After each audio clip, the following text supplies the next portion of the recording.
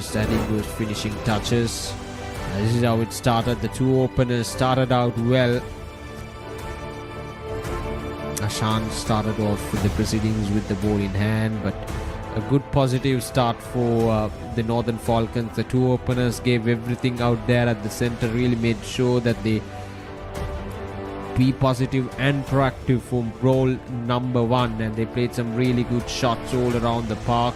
And Avishka Vijayavardhana was the man to pick up the first wicket. His previous two deliveries went for a 6 and a 4, but then the third delivery, it did the trick with the ball in hand for Ashton Lions. But then Wasim, he just continued to play some really good shots all around the park and really anchored the innings right from the beginning to the end, making sure that Ashton Lions would end up with a really good score at the end of their 25 overs, which they did. And the credit should go to Wasim, how he negotiated this bowling. Now, one of the good things about this bowling is Hamad. He bowled well, picked up a couple of wickets, and really made sure that the Northern Falcons are not going bizarre at the centre.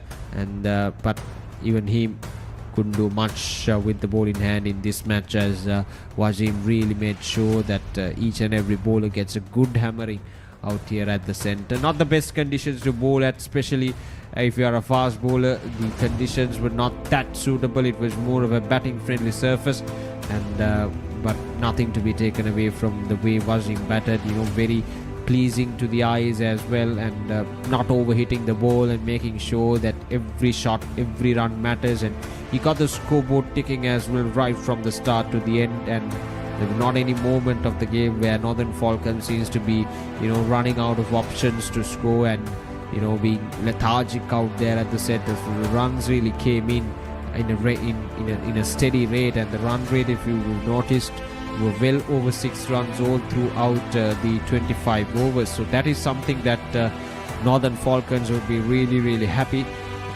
The way they batted, the way the whole batting lineup batted, and how they batted around Wasim, who was playing more of an anchor role, and rest of the batters just came in and supported, and few of the batters like Praveen, and at the same time few other batters really complimented Wasim really well, and made sure that Northern Falcons would end up with a good score, and especially in those middle overs. And there were a few phases where the bowlers took control of the game, not by picking up wickets, but by regulating the run flow or restricting the run flow.